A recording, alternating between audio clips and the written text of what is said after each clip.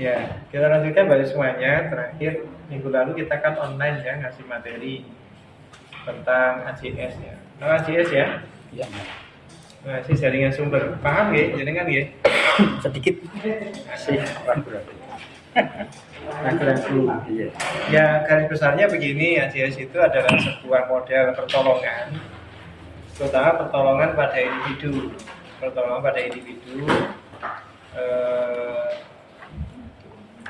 saya yakin tidak semua orang itu pasti dalam kondisi fit, tidak ada masalah.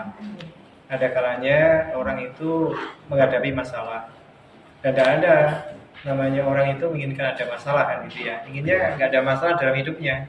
Tapi kadang-kala ada masalah yang dihadapi orang atau seseorang yang kadang-kala pula kemudian di luar batas kemampuannya, sehingga ini mengganggu psikologinya. Nah, tentu dalam konteks sistem sosial di mana kita hidup bersama dengan orang lain, kita peduli dan mencoba membantu sebisa yang bisa kita lakukan, ada sebuah keharusan, kan begitu. Nah, disitulah kemudian disampaikan tentang model AJS dalam kita ingin menolong orang lain, analisis jaringan sumber. Dari judul saja sudah kelihatan betul bahwa di sana seseorang yang akan menolong itu harus bisa mengidentifikasi sumber. Sumber apa? Berbagai sumber yang bisa menolong korban. Nah, tentu tidak hanya mengidentifikasi, termasuk juga nanti bagaimana mempersiapkan sumber-sumber tersebut untuk membantu proses pertolongan. Jadi pertolongan tidak dari kita sendiri, tapi melibatkan sumber-sumber lain untuk menolong korban. Nah, seperti apa modelnya, peran yang harus diambil, itu nanti kita yang harus menyiapkannya ya, menyiapkannya. Saya kira kemarin sudah saya sampaikan permintaan untuk melihat permasalahan yang seringkali dihadapi oleh orang sehingga dia mengalami suatu kondisi yang butuh pertolongan orang lain ya, butuh pertolongan orang lain. Dan Anda saya kira sudah memilih salah satunya ya. Ya. Semua sudah memilih ya, yang memilih, dan saya yakin juga sudah mengidentifikasi sumber-sumbernya. Karena ini nggak ada whiteboard, saya inginnya kan di kelas tadi ada whiteboard, nanti ada tulis depan. Ada sih seperti yang udah itu. Nah, kalau Anda sudah menyusunnya, membuatnya di kalau sudah dibuat, kirim di grup aja. Nanti kita lihat bersama.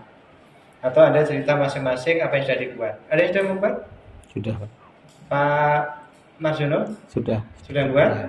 Kasusnya apa Pak Marjono? Kasusnya tengek, Pak. Ya? Tengek. Meteng dhisik. Ambil duluan, Pak. Frekuensi. Kasusnya begini.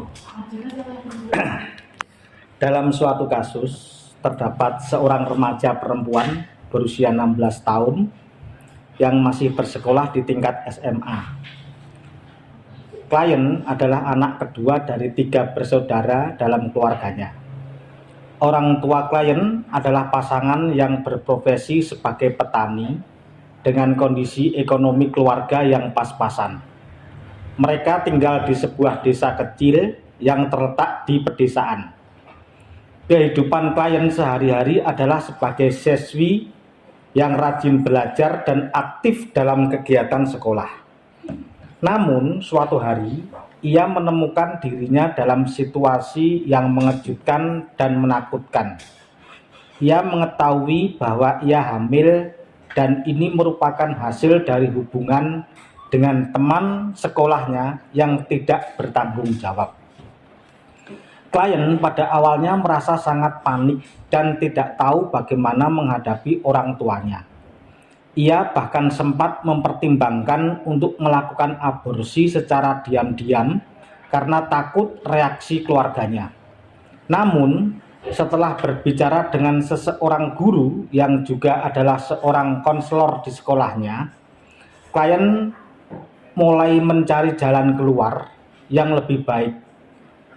Guru tersebut mengarahkan klien untuk mencari dukungan dari orang tua. Klien akhirnya memiliki keberanian untuk berbicara dengan orang tuanya dan mengungkapkan situasinya. Orang tua klien merasa kaget dan kecewa, tetapi mereka mencoba memahami situasi ini dan akhirnya memberikan dukungan emosional kepada klien. Keluarga klien kemudian mencari bantuan dari seorang pekerja sosial yang bisa memberikan panduan dan sumber daya untuk membantu klien dalam menghadapi kehamilannya. Klien juga mulai mendapatkan dukungan dari teman-teman sebaya yang telah mengalami situasi serupa. Ia memutuskan untuk tidak melakukan aborsi dan memilih untuk menjalani kehamilannya. Klien dan keluarganya bekerja sama dengan pekerja sosial dalam menyusun rencana untuk menghadapi perubahan ini. Mereka mencari layanan kesehatan yang sesuai dan mengikuti kursus persiapan persalinan. Selain itu, mereka juga mencari saran hukum terkait hak-hak klien dan kewajiban ayah dari bayi yang dikandungnya. Melalui dukungan dari keluarga, teman-teman, guru, dan pekerja sosial, klien mulai merasa lebih siap untuk menjadi seorang ibu muda. Ia memutuskan untuk tetap melanjutkan pendidikannya dan berusaha menjaga kesejahteraan dirinya dan bayi yang akan datang. Proses ini menunjukkan pentingnya dukungan sosial, pemahaman, dan dukungan dari berbagai pihak dalam menghadapi situasi sulit seperti ini. Dari yang saya sampaikan tadi, itu matrik analisis jaringan itu, klien itu memiliki beberapa jaringan yang saling berkolaborasi satu sama lain. Satu, guru itu berkorelasi timbal balik keduanya. Dua, teman sekolah juga berimbal balik keduanya. Orang tua tentu saja memiliki hubungan timbal balik atau digariskan dengan garis panah, saling berpanahan. Terus lembaga bantuan hukum yang saya ceritakan tadi untuk bantuan-bantuan hukum yang akan dilakukan baik itu ke depan dan untuk bagaimana proses nanti tanggung jawab dari ayahnya. Terus karena memiliki saudara kandung, jadi ada hubungan emosional dengan saudara kandung. Terus yang saling dua arah, dengan sekolah satu arah karena sekolah dua arah dari sekolah. Terus dari pacarnya ini juga nanti dua arah, meskipun pada awalnya mungkin nanti akan sulit ditemui, tetapi akhirnya lambat laun bisa mengakui dan bisa bertanggung jawab. Nah, dari lembaga sosial ini berperan aktif, artinya lembaga sosial ini memberikan jalan keluar bagaimana pemecahan masalah tersebut, meskipun ada tambahan lagi dari tetangga yang memiliki satu arah, karena tetangga ini juga nanti akan memberikan arah bagaimana dari klien tersebut apakah akan depresi atau tidak. Oke, mungkin masukannya begini, karena itu sama-sama kasus rekaan ya. Iya. Narasi yang sampai buat itu terlihat bahwa si korban itu tidak menghadapi masalah, dia tangguh dalam masalah kan? Iya. Dia ngambil jalan keluar. Nah kalau itu nggak perlu diselesaikan, selesainya sendiri ya. Enggak Pak, masalahnya rekaan saya tadi, si mahasiswa itu pertama tadi kan panik. Tapi Panik, kan dia jalan keluar bingung. inisiatif sendiri kan? Iya. Tidak ada pertolongan. Jadi kalau nanti narasi kasus itu rekaan atau asli, sebaiknya disebutkan di situ ada seorang korban tadi dia mengalami depresi frustasi karena hamil di luar menikah. Jadi yang diterangkan di situasi sulit yang dihadapi, dia nggak tidak mau ditemui siapapun, malu mengurung di kamar begitu. Jadi situasi kondisi dia seperti itu. Ya sudah saya sampaikan tadi Pak, ada. Dan narasinya jangan panjang-panjang. Gitu. Hanya gitu aja. Narasi hanya gitu saja. Nah, tadi kan ada narasi tambahan Bapak ceritakan kan, kemudian dia inisiatif nemui guru konselor, ya kan? Iya. Nah, berarti dia nggak ada masalah, dia tangguh kan itu. Jadi buat narasi kasus itu satu kalinya saja dia Boleh bertanya Pak? korban ini, ya? Nanti untuk teman-teman semua yang akan kita buat ini kasus rekaan atau benar-benar terjadi Pak? Karena Bisa, di kampung benar. saya juga ada benar-benar jadi seperti Ya, ini, boleh, tapi boleh. cara mengambil saya itu kebingungan karena dia tidak membutuhkan lembaga sosial, tapi orang tuanya itu acuh. Akhirnya ya hamil di luar nikah tadi sampai melahirkan. Itu Tapi syukurlah nggak masalah kan? Apa? Artinya menghadapi situasi itu dia tidak masalah kan? Ya sebenarnya Tidak masalah depresi, karena ada tekanan dari kampung, malu juga. Malu ya. Ha-ha. Silakan kalau itu problem yang dihadapi boleh. Tapi kalau dia kreatif mengambil langkah sendiri, berarti sebenarnya dia tangguh dalam menghadapi masalah. Jadi yang kita pikirkan, kita bantu adalah korban yang dia tidak tangguh, artinya dia butuh pertolongan orang lain, butuh pertolongan sumber-sumber lain di sekitarnya. Itu Ini yang tadi kita tolong. artinya begini Pak, ini tadi yang saya sampaikan dia itu butuh, tetapi terlalu saya overdosis dalam mudar mungkin ya Pak ya. Kayak Tiba satu harinya saja, dalam Iya. posisi dia itu butuh pertolongan karena dia depresi dan seterusnya. Nanti apa yang harus dilakukan? Nah, Iya. Anda nanti mengidentifikasi apa namanya apa yang diperlukan, sumber apa saja yang diperlukan. Oke. Berarti harus Pak asli nih Pak, tidak boleh rekaan ini Pak. Ya kan, boleh? Oh, rekaan boleh. Iya, rekaan. Narasinya jangan panjang-panjang. Narasinya tidak terlalu panjang atau gimana? Nggak terlalu panjang, yang penting itu tadi ada masalah. Jadi narasinya itu berhasil sampai sebelum ada solusi ya. Iya, Jadi setelah timbul masalah, sudah itu kalau kita memperbaiki. iya betul. Oh ya. Yang nambahnya di situ ya. Narasinya juga sudah sampai solusi ya Pak. Oh, ganti yuk. Sampai solusi. Aku ya kok manut diri. Ya bukan ke solusi, karena nanti kan Anda merancang perang. Jadi sudah jadi Pak katanya. Lain lagi yang mau cerita kasusnya apa? Jadi itu namanya dasar.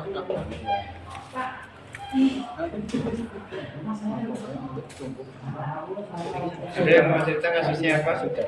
Saya Pak juga Pak. Ya. Sambut semua. Monggo. Pak Dwi. Di sebuah parkir yang terpencil seorang pemuda bernama Riz telah menyelesaikan pendidikannya di SMA pada tahun 2022. Dia adalah anak tunggal dari seorang ibu yang berjuang keras untuk membiayai pendidikan anaknya.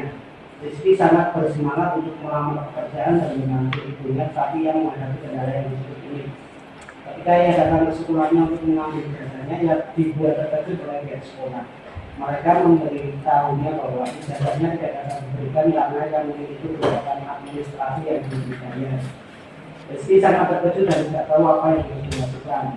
Ibu Rizky yang bekerja sebagai penjual nasi dan di jalan juga merasa terpukul oleh berita itu. Dia sangat ingin melihat anaknya mendapatkan pekerjaan yang baik dan Belum bakal jadi surveillance ya. masa depannya. Rekaan Pak. Ibu Rizky mencoba mengumpulkan sejumlah uang untuk membayar tunjangan administrasi tersebut, tetapi jumlah yang harus dibayarkan cukup besar dan tidak dapat dipenuhi oleh tanggung kecil yang dimilikinya. Rizky berbicara dengan beberapa teman sekelasnya yang juga mengalami masalah serupa. Mereka merasa sangat frustasi karena merasa bahwa sekolah seharusnya lebih memahami situasi mereka dan memberikan kemudahan dalam masalah administrasi.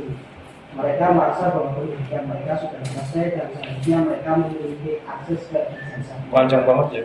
Itu tak masalah. Surveillance. Sebenarnya ada tulis itu korban bullying anak SD kelas 5 yang dilakukan teman-temannya. Titik ini selesai. Masalahnya itu gitu ya narasinya. Narasinya. Iya. Korban perkosaan, Oh ya. mengalami depresi. Itu aja. Selesai gitu saja. Kalau saya ijazah Pak. Hah? Kalau saya permasalahannya ini ijazah. Kurang bayar. Oh, apalagi Jadi kan itu. karena Belum bayar. Karena ganti duit itu. anak itu sudah lulus Lulus, mau sudah bekerja tetapi Ya. tidak bisa melamar pekerjaan karena terganjal ijazah Ya. administrasinya belum bayar, makanya ijazahnya tidak ada. Jalan keluarnya mudah itu. Lebih mudah karena bukan tekanan psikologis. Kan dia nggak punya duit saja kan. ekonomi. Jadi itu hal yang mudah untuk diselesaikan.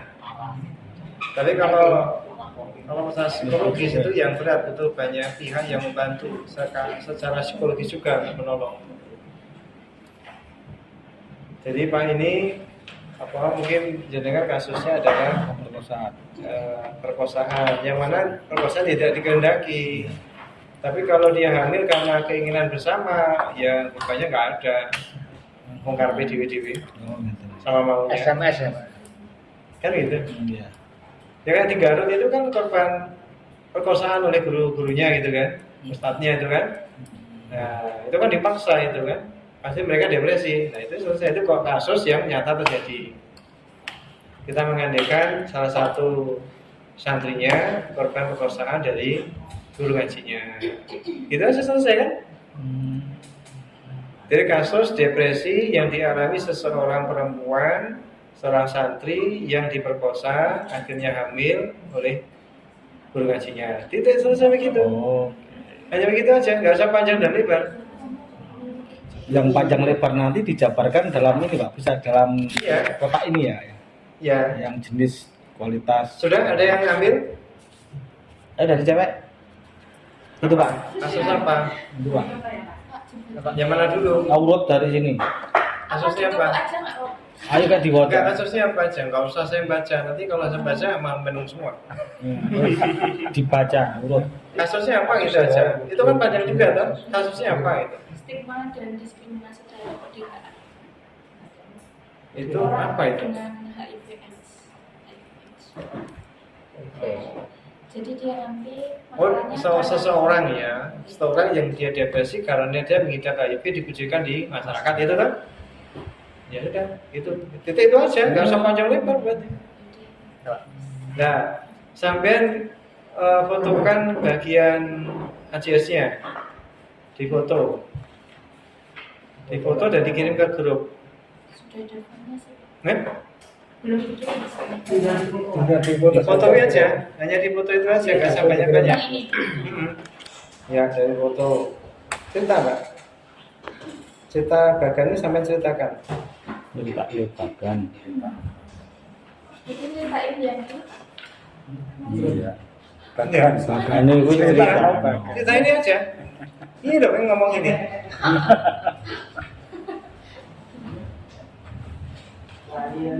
Sampai tulis itu sumbernya ada Kemenkes atau Kemenkes yang Jakarta. Jadi kalau Kemenkes nanti Hah? jauh Pak ininya. Aktivitas sumbernya jauh karena dia cuma melakukan penanggulangan aja, kayak pencegahan, tapi kayak enggak mendatangi ke individunya langsung. Terus KPA-nya juga sudah, karena dia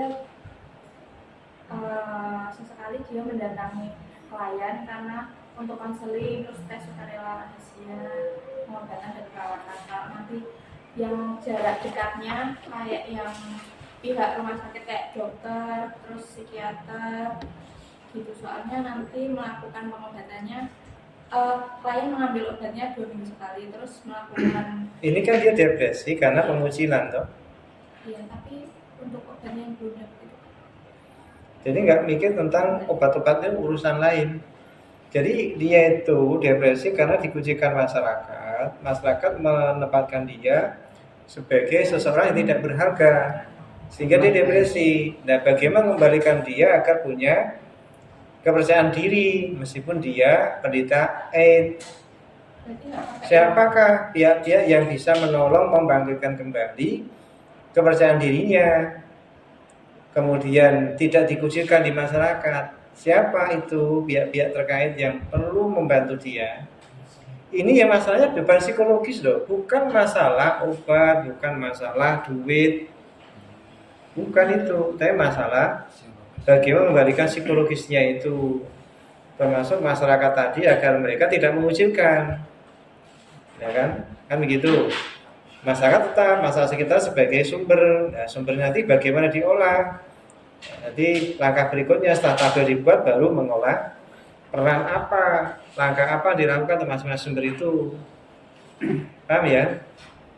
Jadi kalau ceritanya begini, dari kasus seseorang yang depresi karena perlakuan pengucilan dari warga sekitar sehingga ada pengalaman traumatik, seseorang berita HIV. Dari identifikasi sumber, saya menemukan beberapa sumber yang bisa menolong. Di antaranya satu, Pak, Anda harus jelaskan, misalnya lembaga sosial. Lembaga sosial hubungan dengan klien satu arah karena apa dia bla bla bla bla, kan gitu. Sumber yang lain tetangga di sini disebutkan satu arah. Karena apa? Kok satu arah? Apakah nggak dua arah? Pada pelakuan depresinya itu karena pelakuan masalah sekitar, kan gitu. Sehingga dia depresi. Tentu tetangga sebenarnya hubungannya timbal balik, kan begitu. Karena dia mendapatkan perlakuan dari masyarakat, dikucilkan tadi.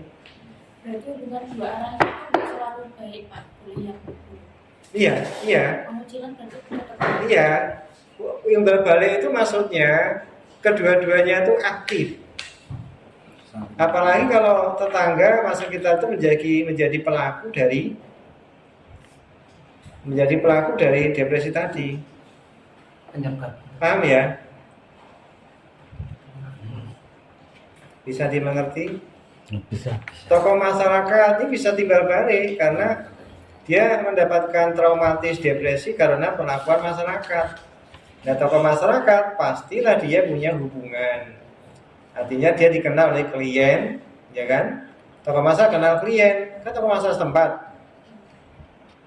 Beda kalau kemudian rumah sakit, aku kenal rumah sakit kenal kalau si A yang HIV itu mungkin ya gitu. Psikiaternya Ya identifikasi sendiri. Kira-kira dia berbalik apa enggak? Paham ya? Itu ya, saya paham ya.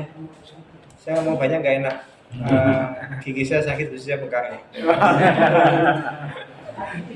Kaditik Pak. Hah? Kaditik. Apa itu? Obat gigi murah meriah. Banyak yang cocok Pak. Begitu cara menjelaskannya ya. Oke. Iya. Bodoh. Jadi kasusnya sederhana saja. Tadi kasusnya adalah seorang penderita HIV yang traumatis depresi karena pengucilan, penghinaan dari masa sekitar yang menganggap dia sebagai orang yang tidak ya atau sampah masyarakat lah begitu. Itu aja kalimatnya, nggak usah panjang lebar kasusnya ya, itu saja. Contohnya panjang ya Pak yang diberikan. Hah? Contoh panjenengan panjang ya. Iya toh? Iya, kita juga menulis itu. sampai apa, Pak? Oh ada ya, saya berikan contoh jangan ya. Ada di WA, kita menulis itu. Oh nggak panjang, satu arah. Aman. Yang itu. Tidak menyerah sehingga baru minta belajar si anak semua tidak mau berangkat sekolah. Tapi kan ini cerita kan udah. Iya. Cerita kondisi yang dia hadapi, dia menutup diri dari pergaulan. Maka anak terus sama luka mendampingan. Ini nggak panjang Pak. Tapi maksudnya sampai dinas pendidikan juga. Ya dinas bukan Kemendikbud. Ya. Oke. Beda. Kalau Kemendikbud kan Jakarta kan. Kemendikbud Jakarta. Kalau dinas kan dekat. Jadi pas seperti ini menceritakan tentang situasi kondisi yang dialami si klien. Cukup satu paragraf saja. Iya, Ya? begitu saja. Contohnya kan gampang tuh.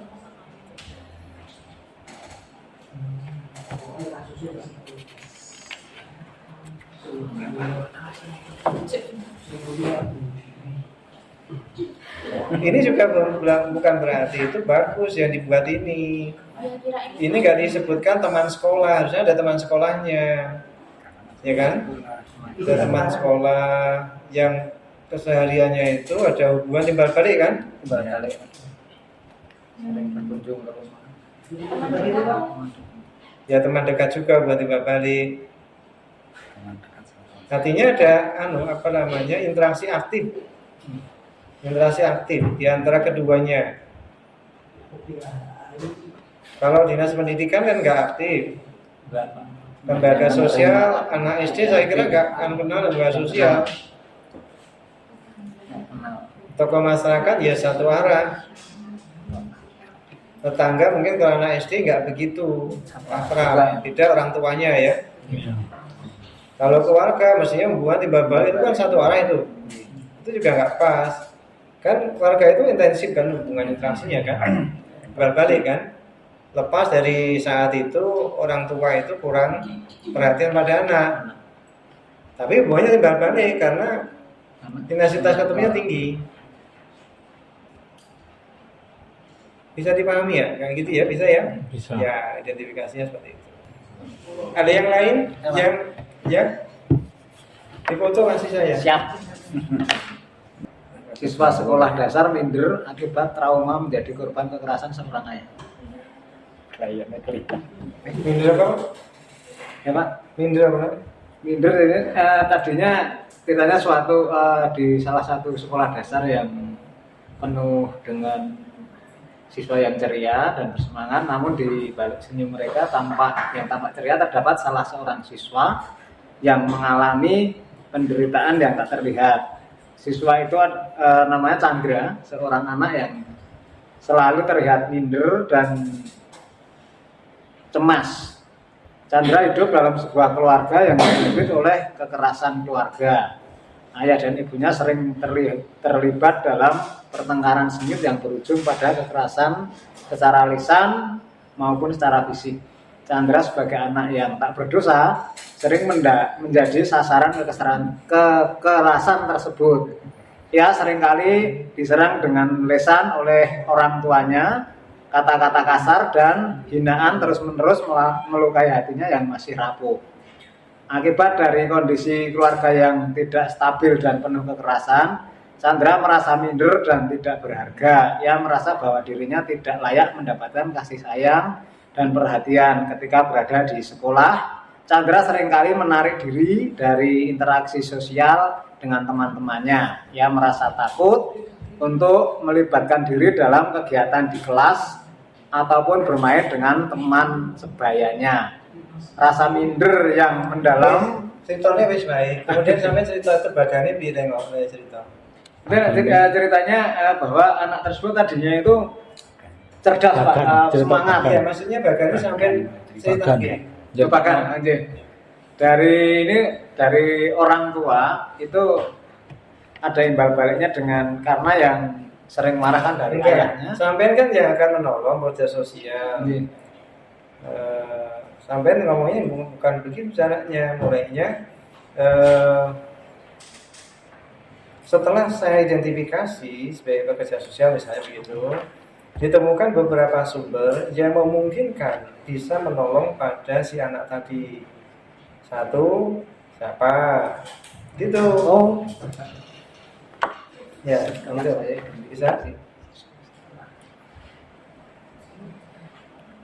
Iya. Diceritakan Mas. Siapa? Setelah saya identifikasi, ada beberapa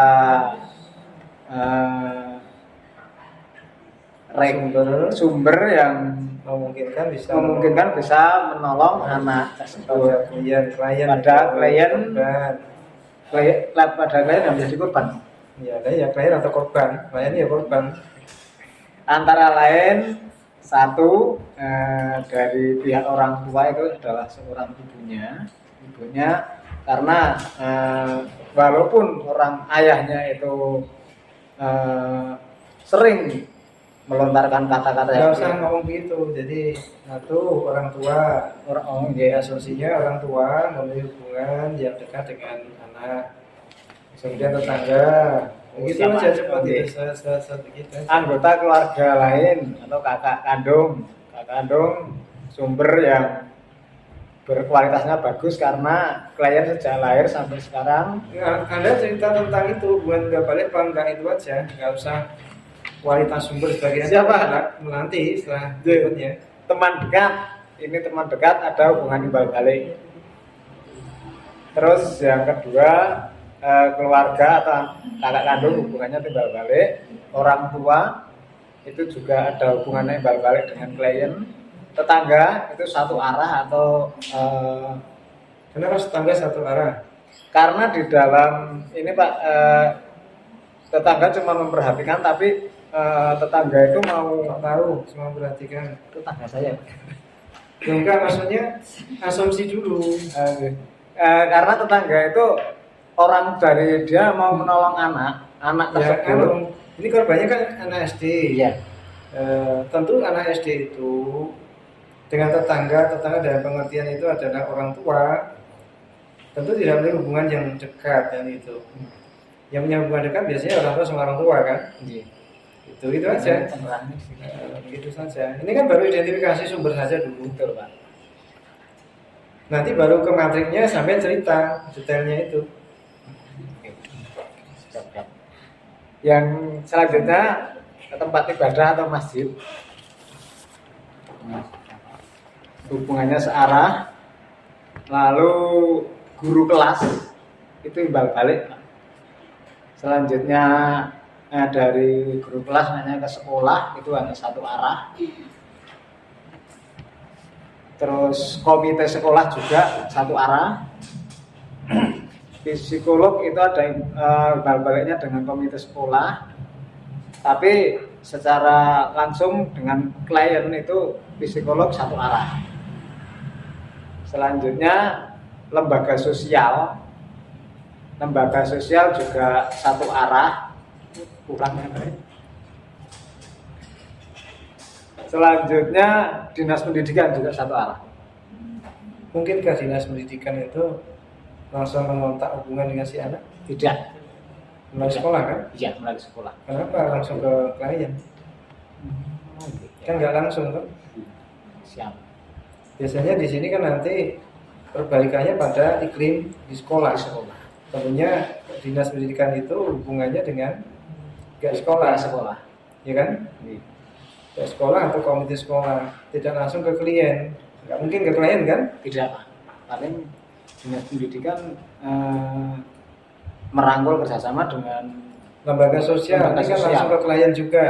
Kalau langsung ke klien, nah kliennya anak SD. tidak, Pak. Ya.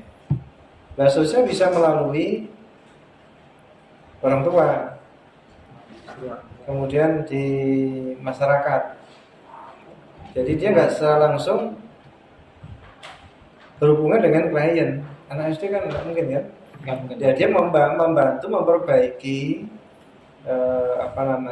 masyarakat ya, kerangka pikir orang-orang di masyarakat itu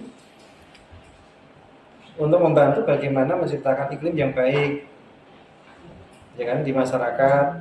Kemudian dia ke keluarga, ke orang tua, memberikan masukan-masukan bagaimana menjadi orang tua yang baik. Kemudian nggak langsung kepada klien. Yang langsung kemungkinannya adalah psikiater mungkin, Psikiater. ya, psikiater mungkin. Jadi imbal balik Pak, itu Komite sekolah juga kan mungkin langsung ke klien anak SD. sekolah. Ya kan? Ke pihak sekolah. Guru kelas itu wali murid kan? Teman sekolahnya nggak ada. Teman masa itu teman dekat. Karena Teman dekat teman sekolah kan beda. Teman dekat biasanya itu sohib ya. ya, karena kelas 5 SD biasanya satu dusun tuh Pak, ini teman dekat paling dekat yang Tapi nggak semua kan? Tidak semua. Satu kelas kemudian teman dekat kita semua kan nggak tahu? Iya, enggak Pak. Ya. Ya satu Tapi dua yang teman sekolah ya Pak ya. ya teman yang sekolah dekat, ada, Pak. teman dekat ada kan begitu. Teman sekolah. Jadi itu ya diidentifikasi ya, mana yang secara langsung, mana yang tidak secara langsung. Kan nggak logis. Tapi SD maaf, dinas Pak, pendidikan langsung. kalau tidak langsung berarti tetap tulis di sini tapi tidak mengarah langsung ke klien. Iya, jadi ngarahnya kan ke berbagai pihak, apalagi dinas pendidikan itu ke sekolah. Ya, panahnya ke sekolah, bukan panahnya ke klien. Siap. Timbal balik atau satu arah Pak berarti? Ya silakan mau timbal balik. Tapi kalau hierarkinya dinas pendidikan satu arah Satu kepada arah. sekolah. Karena dia bukan korban, nggak ada korban di antara keduanya. Korbannya kan klien tadi. Siapa? Saya pahami ya.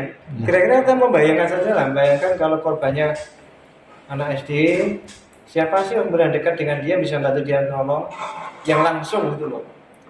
Meskipun kita juga identifikasinya tidak secara langsung menolong itu siapa. Gampang kan? Iya. Gampang. Karena Karena itu biasa kita lakukan juga Kalau sekarang. lembaga sosial sama psikiater pasti kan ada juga lembaga sosial yang dia bergradasi jadi psikiater, bisa nggak ya? Lembaga sosial itu masuk lembaga sosial di masyarakat itu. Bukan yang masuk ya bukan. Bukan. Oh ya. Yang ada maksud apa lembaga sosial itu, Mas? Mas Ranto. Ya, Pak? Lembaga sosial itu siapa? Untuk lembaga sosial dan psikiatri, lembaga sosial itu modelnya kayak komite apa Pak, perkumpulan dari Lembaga LSM sosial yang dekat dengan korban atau yang jauh dari korban? jauh dari korban, Pak. Nggak jauh. Itu biasanya nanti Lingkupnya nggak jauh lah dari korban. Lembaga sosial bukan lembaga pikir politik. saya itu larinya ke ini, Pak. Amit perlindungan anak itu, Pak. KPAI misalnya KPAI. itu kan ada itu lembaga. itu komite, komisi itu. Oh, komisi, Pak. Formal itu. Bukan ya. Oh, berarti bukan lembaga sosial. Lembaga sosial lembaga yang ada dibentuk yang tidak formal di Oh, yang masyarakat bukan. dekat situ Berarti biasanya. ini, maaf, untuk lembaga sosial berarti ini misalnya diganti ke ini, Pak. Ke kalau kami kan ada perlindungan anak di Sleman dan lain-lain dari AP2KB dan itu. Ya boleh tapi nggak mungkin langsung ke klien. Nggak perlu ini. Ya kan? Iya. Biasanya langsung ya psikiater kan bantu. Psikiater ini. Berarti ini mungkin ini kecil juga. Oke, Pak. Makasih, Pak. Kira-kira begitu. Ada lain lagi? Ya kirim dulu. Jadi banget kan? Boleh tambah kontrol. Ya, kudu. Aku hilang kudu pengen anaknya kurang. Pak, berarti contohnya lembaga sosial. Lembaga sosial misalnya ya di masyarakat di lingkup RT itu apa? Ya Oh maksudnya seperti itu ya Pak? Enggak, misalnya kalau persoalan relawan itu, relawan paguyuban ada di masyarakat. Tapi non formal ya, Pak? Hmm? Non formal ya. kayak Ya, non formal. Oh. Kalau anda bingung identifikasi ya sudah nggak usah Oh, iya. dimasukkan. Bingung Kan itu nggak menyebut secara konkret apa gitu kan? Iya. Karena itu. iya orang dia orang punya. Ya konsep paling mau kayak semangat, Pak. Ya kan mau semangat kok orangnya. Ya berarti yang orang masuk ya. Bu siapa ini? Kira Bu Rahayu. Ya. Cerita Bu. Ini kan awalnya saya mengambil contoh kasus di balai tempat saya bekerja, Pak. Karena sebelumnya saya memeriksa dulu untuk kasus itu diambil setelah anak ini sebelum masuk balai atau boleh sudah di balai, Pak. Terserah Ibu. Nggak apa-apa. Yang penting dia pastinya korban ya, perlu dibantu. Iya. Anak dengan gangguan intelektual dan fisik di balai rehabilitasi terpadu penyandang disabilitas BRTPD terdapat klien atau PPKS pemerlu. Kalau dari balai berarti kan terbatas ya sumbernya ya. Ya Bu ya. Kalau dia sudah di balai kan sumbernya terbatas ya. Nggih, Karena dia sudah diisolasi dari Isolasi. lingkungan di mana dia berada ya. nggih, tapi di balai kami memang ada ini pendamping, Pak. Mereka itu pendamping. Ya, pendamping artinya kayak keluarga, orang tua, teman dekat nggak punya akses lagi ke sana kan? karena ada para penalti. Anda nggak Bu? Kenapa? Ada punya akses nggak misalnya orang tua, teman dekat ketika sudah di balai punya akses untuk masuk ke balai? Kadang mendengar, Pak. Kalau tetangga tidak. Kalau ini kan untuk narasi saya itu dia sebelumnya hidup dengan orang tuanya itu ngontrak, Pak, dan jarang bersosialisasi karena anaknya kan mempunyai keterbatasan. Ya. Konsep apa namanya menolong dalam konteks alamiah itu yang baik itu tidak memisahkan dia dengan lingkungannya sebenarnya. Ketika sudah masuk balai kan dia dipisahkan dari lingkungan yang yang mana lingkungan itu yang menciptakan dia menjadi korban. Jadi kalau udah masuk ke balai itu untuk menjadi baik kadang-kala butuh waktu yang lama. Dan kadang-kala kalau kemudian kembali ke masyarakat, kambuh lagi, jadi korban lagi. Itu sebenarnya konsep rehabilitasi isolasi itu ya baik, tapi perlu kemudian pendampingan penyesuaian adaptasi pasca dari balai itu di masyarakat. Nah, seperti ini bisa dilakukan. Hah? Bukan bukan. Cacat ya, dia depresi karena kondisi cacat itu ya. Intelektual dan fisik itu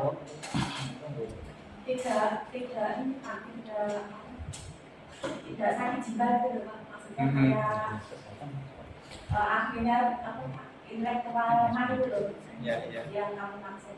Kemudian ada pengakuan dari sekitar yang menempatkan dia sebagai orang yang istilahnya tidak lengkap, kemudian dia depresi dengan situasi itu, tekanan itu, begitu Bu ya? Kalau yang saya Pak, kalau depresi itu tidak dari seperti kayak anak-anak itu loh Pak.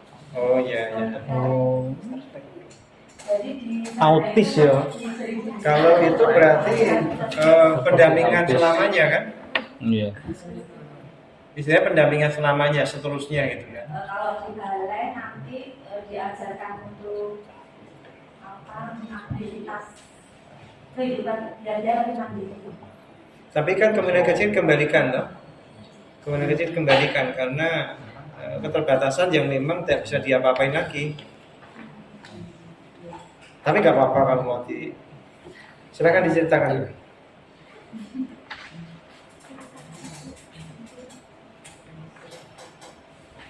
Tentang ini Pak peran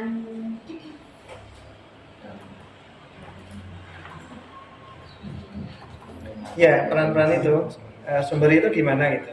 Ibu cerita. untuk pekerja sosial, untuk orang tua, kami mulai dari orang tua yang bukan di balai. Orang tua ini membantu klien, membimbing klien, mengarahkan klien untuk ikut terlibat aktif dalam proses rehabilitasi sosial di balai.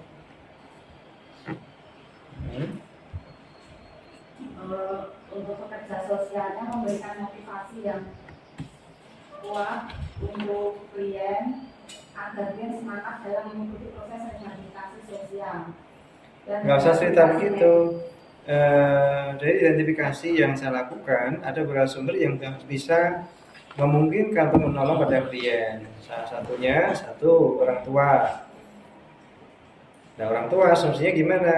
Orang tua punya hubungan emosional sekaligus yang dekat dengan anak, karena anak terakhir itu dari orang tua.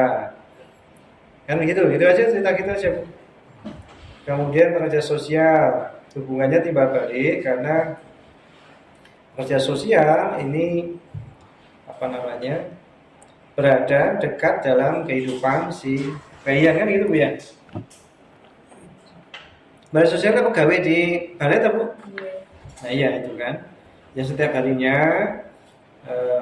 intens berinteraksi. Kemudian perawat sama dengan pekerja sosial. Perawatnya ini siapa Bu? Perawat yang ada di balai juga kan? Nah, ini balik juga ini. Teman balik. Psikolog mungkin satu arah karena nggak mengenal dia dengan psikolog kan sesekali datang dia. Begitu Bu ya? Ada satu lagi mau? Tanya dulu Pak. Berarti besok identifikasi sumber termasuk alur-alurnya tadi, hubungan satu arah atau timbal balik dan lain sebagainya itu termasuk ikut diceritakan dalam ini tidak Pak? Dicatat tidak? Enggak, bahkan aja. Tidak Saya ya, bahkan pastikan aja. jenengan paham. Oh iya, matur nuwun. Nanti saya ngeceknya ini kok timbal balik padahal nggak mungkin ini si klien itu punya interaksi dengan si klien itu, berarti jenengan salah identifikasi kan. Paham ya? Paham. Gampang kan? Ya mudah-mudahan. Mbak Yunita. Ayo. Sudah buat? Sudah, ya dikirim. Kasusnya apa? Jadi apa Mbak Yudita?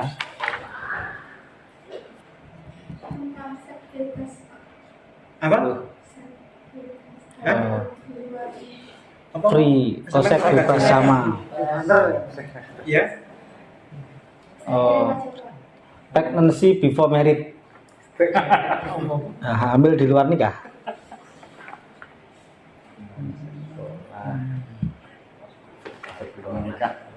Iya. Kasusnya adalah panjang tulisannya. Tulisannya api banget ya? Dia seks bebas itu ya, Iya. kasihnya. Kemudian apa yang dia alami? Dia hamil, hamil depresi gitu, minder. Ya salah dewe. Salah dewe. Ya, kalau dia depresi karena kehamilan yang tidak diinginkan ya kasus yang perlu dibantu. Kan begitu Pak ya? Dia depresi minder kan kemudian karena hamil. Tapi psikologinya, depresinya tekanannya nggak terlalu berat dibandingkan korban perkosaan. Kalau korban perkosaan kan dia tidak ingin ya, dipaksa. Kalau ini kan mau sama mau, cuma nggak mau nerima akibatnya, dampaknya, atau belum berpikir ke sana. Ketika terjadi baru dia merasa minder, depresi. Silakan ceritakan bagiannya. Segera ceritakan Pak. Sumber mana saja, sumber apa saja yang sekiranya bisa membantu kliennya itu. Orang tua. Kenapa orang tua sebagai sumber yang hubungannya timbal balik?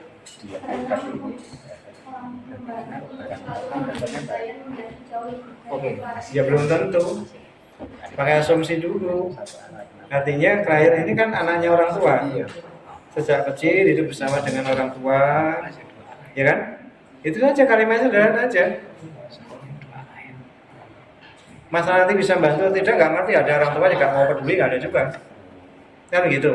Iya. Tapi kita menilainya anak sejak kecil itu hidup bersama orang tuanya, itu aja.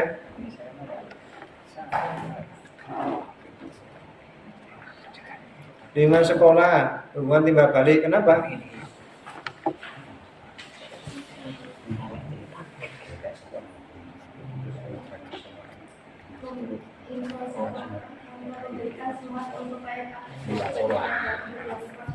Sekolah hubungan timbal balik, kenapa? Memberikan semangat untuk klien agar fokus pada hal-hal yang positif saja. Begitu ya.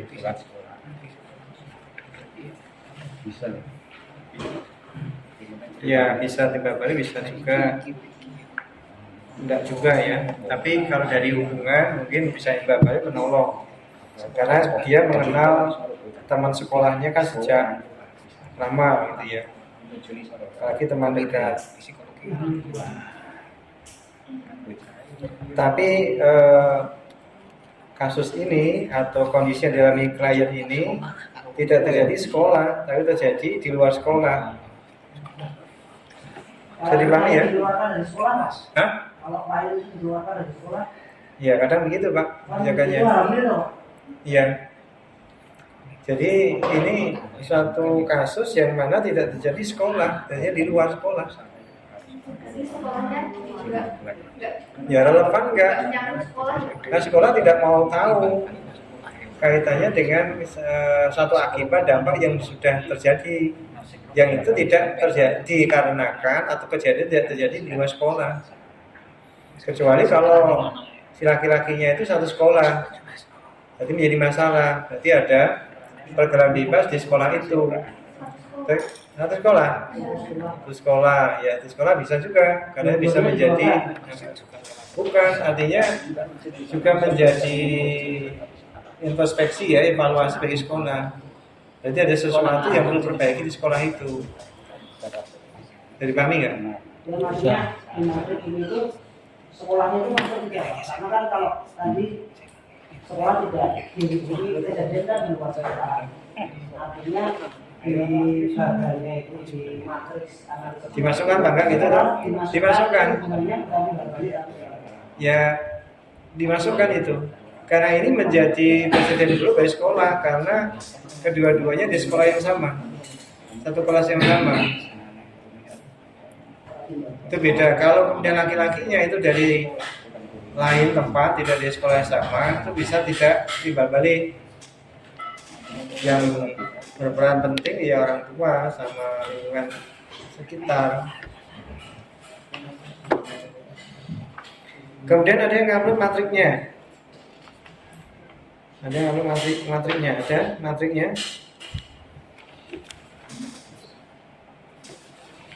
Silahkan difoto yang sudah punya matrik. Atau ada cerita yang sudah di sini. Mbak Nova, matriknya. Pertama orang tua. Ada orang tua ya? Apa? Jenis kualitas sumbernya? Orang tua adalah sumber yang berkualitas bagus. Utama atau pendukung? Utama atau pendukung? Alasannya apa? Utama. Alasannya? Karena orang tua tahu perkembangan klien dari kecil sebenarnya. Terus pas ada masalah ini juga orang tua tetap mendukung, tetap support gimana caranya sembuh. Ini kasusnya apa? Yang HIV/AIDS tadi loh Oh, Pak. HIV. Udah. Ya. Kalau matrik ini sudah lebih jauh mendalami sih, mendalami kasus itu. Meskipun orang tua itu kita anggap timbal balik, tapi meskipun kita katakan juga utama, tapi juga harus secara jujur disampaikan bahwa orang tua misalnya ayahnya tidak terlalu dekat dengan anaknya karena dia bekerja di luar kota. Jadi sudah ada asesmen lapangan ya, asesmen lapangan atau enggak? Ada nih. Ya, ya pekerja sosial itu ya juga melakukan asesmen lapangan, mengecek sesungguhnya hubungan ibu dengan anaknya gimana, bapaknya dengan anaknya gimana. Meskipun kita katakan utama, tapi Anda juga harus jujur di situ. Dari asesmen itu hasilnya seperti apa. Nah, kita inginkan kemudian hubungan itu menjadi kuat, menjadi utama, kualitas sumber jadi utama. Nah, kemudian kita berpikir peran apa yang harus dilakukan oleh bapaknya. Sebelum peran disampaikan, kesadaran apa yang perlu dipahami oleh bapaknya itu. Mungkin dia tidak memahami si anak tadi secara mendalam bahwa beban psikologis seseorang pengidap HIV itu kan berat. Mungkin seorang ayah nggak paham itu, bahkan ikut pandangan umum bahwa orang yang berpenyakit seperti itu perlu disingkirkan, perlu kemudian disisihkan. Ya, kalau itu ada dalam pikiran orang tua kan jadi masalah. Maka perlu ada penyadaran dulu. Baru kemudian peran apa harus dilakukan. Nah, peran apa dilakukan seperti saudara itu. Saudara kamu nanti peran seperti ini skripmu yang harus kamu baca ngomong. Ya kan begitu kan? Main sinetron kan ngapalin skrip kan? Iya. Action wajahmu, action ngomongmu, mimimu gimana itu kan dilatih kan? Belajar sosial itu yang melatih sampai gitu. Cara nyapanya, kemudian pilihan kalimatnya apa, sampai segitunya. Hebat ya. Maka belajar sosial itu orang yang hebat. Menguasai banyak hal. Sampai jalan dia menguasai. Gampang kan? Ya, Pak nanya Pak. Ya. Ketika mendapatkan seorang siswa tadi adalah hamil misalkan, sebenarnya secara undang-undang itu boleh tidak sih sekolah itu mengeluarkan anak? Atau kalau mengeluarkan itu kan sebenarnya malah memperberat suasana. Dia wis kecelakaan, wis hamil, malah sekolah itu tidak mau menerima. Apakah ada solusi lain seperti dipindahkan di tempat yang memang sekolah yang memang untuk kebutuhan khusus atau gimana, atau memang harus stop besok lagi terus ikut ke paket, kejar paket yang sesuai gitu Pak? Bagaimana Pak? Karena ini nanti ketika sampai ke sekolah pemacalannya juga perlu saya lakukan. Dinas pendidikan.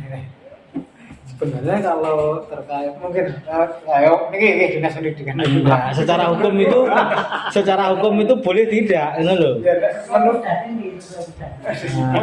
Ditokke oleh orang. ya tidak boleh kalau anak itu masih dalam taraf masih usia pembelajaran ya tidak perlu dikeluarkan. Meskipun hamil ya. Itu kasus. Karena masih dalam sekolah. wajib belajar 12 tahun Pak. Nah, kalau itu misalnya Ya, ada nggak kebijakan hukumnya aturannya? sampai sekarang Saat menemukan sekolah itu mengeluarkan anak, nah itu terus orang tua nanti akan berkeluh kesah ke, kalau saya tadi di sini ada LBH, Lembaga Bantuan Hukum, untuk menentukan bagaimana nasib anak saya ini dalam pendidikannya, kan seperti itu. sampai saat ini yang saya tahu Nama Jono itu sebelum dikeluarkan anak itu sudah keluar sendiri. Ya tapi bingung Pak ini. Udah perkawinan tuh Pak. Kalau perkawinan tuh minimal berapa? Ini kan korban itu tak Tapi biasanya Pak, kalau hamil itu dia mengundurkan diri sendiri Pak. ya harusnya ada kebijakan yang diarahkan oleh korban atau pihak dinas, jalan keluar yang bisa ditempuh. Saya kira itu ada koridornya, pasti ada Pak Ranto. Coba tanya kepala dinas di tengah. Siap. Pasti ada koridornya kan. Kasus saya Soalnya yang kita ketahui sering itu sekolah itu nggak mau namanya jelek, sehingga anak itu pasti dikeluarkan. Ya. Meskipun nanti suatu saat jika anak itu ingin meneruskan melalui kejar paket, ya, yang ada di kelurahan atau di saya dikembalikan ke orang tua. Nanti setelah dia dikembalikan ke orang tua itu surat pengunduran dari orang tua, tapi bukan dikeluarkan dari sekolah. Itu orang tua yang meminta untuk anaknya dididik di rumah gitu Pak. Habis itu nanti dia melanjutkan di PKBM atau di istilahnya paket itu Pak, Ya, atau kayak sekolah khusus lah, intinya gurunya bisa datang atau kita bisa misalnya belajarnya. pasti ada mediasi penyelesaian masalahnya Pak. Cuma kita nggak tahu kan. Ya. Pasti ada penyelesaian, nggak semena-mena dilakukan. Jadi bahasanya nggak dikeluarkan dari sekolah. berarti hubungannya sekolah dengan klien itu tidak langsung serta-merta ya Pak, tapi sekolah sama klien juga ada sekolah sama orang tua ya Pak ya. Bisa juga begitu. Jadi hubungan itu bisa didesain sedemikian rupa. Begitu ya? Iya, Gambarnya udah paham? iya Pak. Ada yang bertanya? ini arah. Siaran ya. Aku SMP kok. Ayo bukan.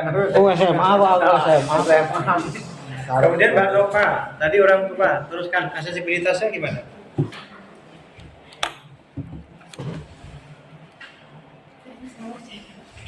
Aksesibilitas sebenarnya dekat karena sejak kecil satu rumah dengan orang tuanya dan dekat dengan teman-temannya.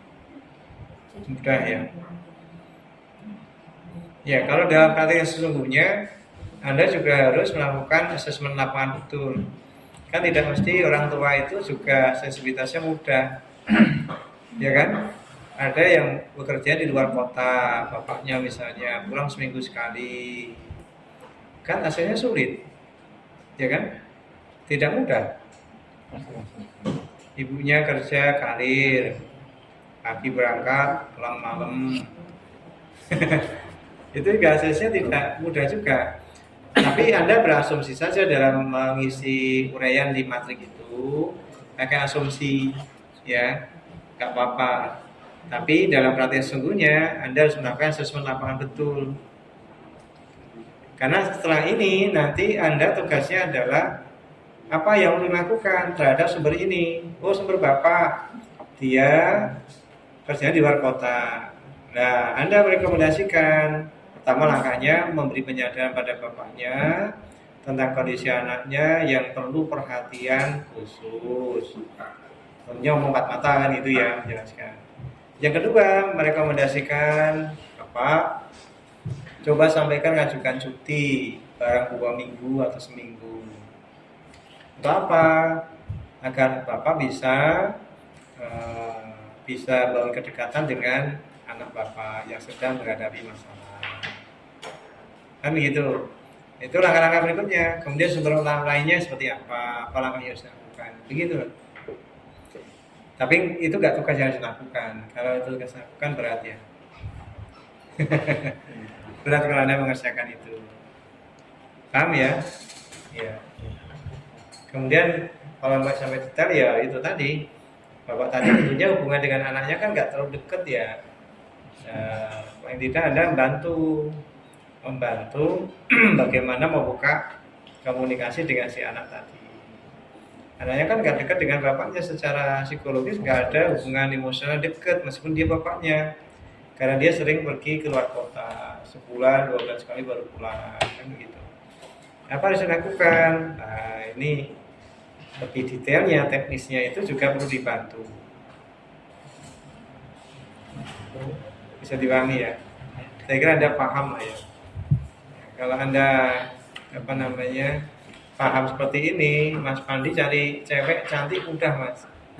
Karena Anda punya kemampuan pendekatan, memahami perempuan itu kayak apa. Kira udah nikah belum Mas Pandi? Belum Pak. Saya belum. Saya punya temen tuh gak terlalu ganteng, tapi saya inginnya perempuan yang cantik. Mudah Pak rumusnya itu. Nah, dia itu ya itu Berduit, Pak. itu gablek gitu ya. Berduit. Gablek, perhatian. Beruang. Nah, itu. Nah, ini sama dalam model pertolongan ini, menolong itu ya harus begitu. Kita harus paham karakter. Maka di sini pekerja sosial dia tidak hanya mengarahkan, tetapi dia juga harus membangun komunikasi dengan si klien dulu supaya bisa menyelami klien. Maka ada model pertolongan berbasis kekuatan klien. Pekerja sosial ini asesmennya juga harus melakukan sebelum memberikan arahan langkah-langkah yang harus dilakukan oleh masing-masing sumber. Dia harus asesmen dulu kepada si klien tadi. Dia dituntut bisa berkomunikasi, membuka pembicaraan, bisa membuat orang itu terbuka untuk bicara, rileks dalam berbicara dan sebagainya. Itu perlu. Kalau nggak begitu, ya klien nggak mau ngomong, ya kan? Jadi pahami ya, kira-kira begitu. Jadi kemampuan nggak semua orang punya. Saya sendiri belum tentu punya dosen ya. Tapi teorinya seperti itu. Kalau kita mendekati anak kecil, anak usia 3 SD, 4 SD yang kena kasus bully, tentu kita harus berpikir terkait kerangka pikir anak seusia kelas 3 SD, 4 SD itu seperti apa. Belajar tentang psikologi perkembangan anak usia itu. Kemudian kalian membuka yang tepat seperti apa, itu juga perlu belajar ya. Gak mudah kan? Gak mudah, tapi tantangan. Ya itu sih intinya begitu gambarannya.